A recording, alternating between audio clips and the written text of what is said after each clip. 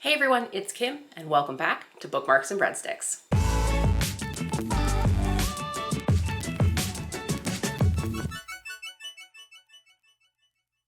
Welcome back to Bookmarks and Breadsticks. If you're new to my channel, I love to talk about everything food and books. And today, I'm here to talk to you about two different food comics slash graphic novels that I recently read. I got both of these books locally from Gutter Pop Comics, but you can also order them through bookshop.org, which I will have in the description down below. So this will probably be a pretty quick review since each of these books is a little bit on the shorter side. But the first book I want to talk about is Meal by Blue Del Conte and with Solil Ho. If you don't know who Solil Ho is, she is the restaurant critic for the San Francisco Chronicle. And it was a very big deal when she took on this position in her early 30s because she inherited this column from a gentleman who had been the restaurant critic for over 30 years. So Leo really focuses on diverse cuisine, really focusing on smaller businesses and restaurants and just what diversity there is in San Francisco and anywhere else that she is reviewing, which I really appreciate. This book, Meal, has been on my radar for a couple of years actually, and the whole story is actually only 130 pages. You have there's an ensemble cast, but essentially a good lead protagonist. So Yarrow is a young chef determined to make her mark on the cutting edge of cookery with her insect-based creations. But her evangelism of insect cuisine rubs some of her fellow chefs the wrong way, particularly Shonda. Her people have been eating bugs for centuries, and she's deeply suspicious of Yarrow's goal to turn their traditions into the next big foodie trend. Can Yarrow win over Chanda and Milani, the neighbor she's been crushing on for weeks? So there is a subplot, plot B romance, female-female romance, which I really loved. I first learned about insect cuisine probably through watching either Top Chef or I think in Top Chef, when one of the finals was in Mexico, they worked with Mexican caviar, which is really insect larvae. And that was probably my first introduction to it. And not Top Chef, Chef's Table also introduced me to this. Now I've known about grasshoppers as something that was considered, it is edible. Grasshoppers being edible because I think on Shark Tank, that it could be an alternative protein for us in the near future. If you look at the United Nations and how they calculate hunger, we are a society driven to consume large amounts of protein. And the ratio or yield you get from a grasshopper is something like 26 times the amount of protein compared to cattle or basic pork. So it is a very sustainable thing that I would love to learn and eat more of, to be totally honest. Am I going to be afraid of eating a tarantula? Yes, absolutely. I will not lie to you. But this book really takes you through the journey of how these foods are important to Chandra and also important to Yarrow. The idea of foraging comes into play. If you think of how we forage morels or truffles, why not also, there's many cultures that forage insects. There are not always, meat is not plentiful all over the world, basic cattle-based meat, I should say specifically. So I found this book quite charming. I learned a lot. There's actually recipes in the back of the book, and the entire story is in black and white, which I was a little sad about because I was really hoping to see what the food would look like. But if you, what a good coincidence. Sorry. I was talking about the references of protein ratios. This comic slash graphic novel does a really good job of educating the reader. I'm someone who is a foodie. I love food, but I still learned a lot from it just because it takes the time. You could argue that this is expository dialogue. I think it's quite cute. And the story is not just Yarrow versus Shonda, like Shonda being of tradition and Yarrow maybe looking like she wants to make it a craze. There's a whole ensemble cast that has interactions and different appreciations for the world of insect-based cuisine. And it was really cool. At the end of it, there are actually recipes in the back that are bee larva honey drops that are sweet and fruity. I mean, that sounds pretty delicious. Pan-fried tarantula roll. A little intimidating, to be quite honest. But I thought it was super cool, and I didn't find any of it pretentious at all. chapulines, I think, is an important one.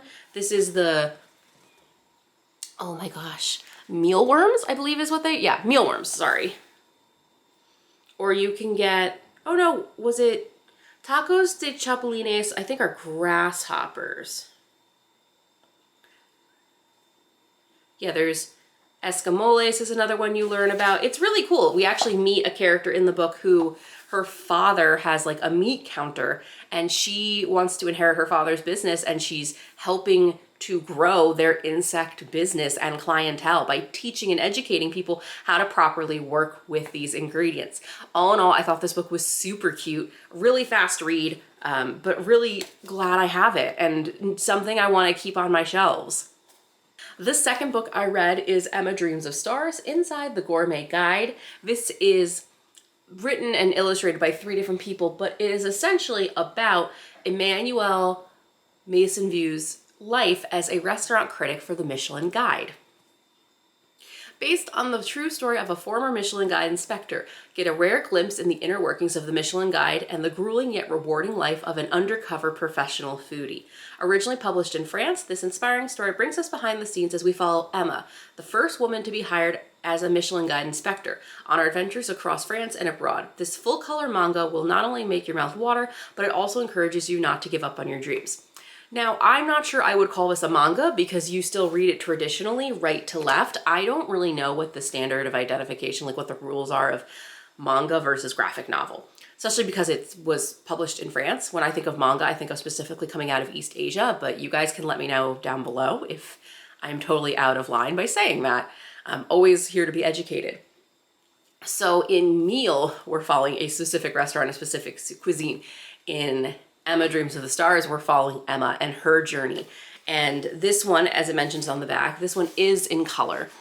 So you do get some really, that's a picture of Emma looking tired. Let me find a picture of the cuisine. I really thought the color helped to highlight the food and make it look super appealing. There you go. So Emma actually studied to be a chef. She went to culinary school and that was not the path she took. She actually ended up working in PR for a restaurant, was trained by some of the best, and eventually really wanted to become this restaurant critic. So you see restaurant critic, part of the Michelin Guide, excuse me. You see her at the beginning, put in the application, and you see the tests and all of the rules that they have as Michelin Guides. Like as inspectors, you have to show your card, but your card has to hide your name. So you still can say you're with the Michelin Guide, but you are anonymous. People don't actually know your real name. You sign up, you have multiple aliases, which at times Emma confuses. All of your books and guides and preparation work needs to be hidden. It should never be left in the car. You bring your computer with you everywhere. And it was really fun. There is also a subplot or plot B about relationships, because Emma has someone in her life named Thomas, but you never see him. They only communicate by BlackBerry, which is funny thinking of the time period. And he's never in the picture, but he's always missing her and asking where she is. And as a woman, you also see the sexism she faces, that maybe this is too hard of a job, or maybe she wants a simpler job, and it makes her super mad. Emma is passionate about her career and she really wants to do this. She deals with a little bit of imposter syndrome, which I think is very relatable, especially coming into what essentially feels like the boys' club of the restaurant guide world. But she does meet some allies along the way, and you get to see some high-end restaurants. You also get to see the hidden gems in the countryside, which makes me think of Chef's Table. Some of the most famous restaurants are the ones that are completely down the beaten path. I also didn't realize that they do inspections for hotels. So you do get to see some of the things that they check for in hotels, not only like dust and is the bed made and does the sink work, but all these other extra quirks as well, which was really rewarding. This book is 200 pages. I read both of these books in an afternoon back to back. And it was a lot of fun, and I really, really liked them. And I think these are super approachable for people who maybe want to learn more about food. Like the Michelin Guide is a very prestigious entity within the foodie world, but here it is in 200 pages as an illustrated comic. And I highly, highly recommend you pick this up. So that is my very quick review of 2 different foodie comics that I think you should read. Call them foodie graphic novels or manga, self-described. I thought these were delightful and show you 2 different parts of the food world. One, the restaurant world, inside a specific restaurant with groundbreaking cuisine, and the other, The World of Michelin Guide, one of the oldest and most revered parts of the foodie elite, we will call it. I will have both of these linked for you down below, and on your way down, please don't forget to hit like and subscribe. I have new videos up every week, and you can also follow me all over the internet and follow me on Instagram to learn more about the Read It and Eat culinary boxes. I'll see you in the next one. Bye.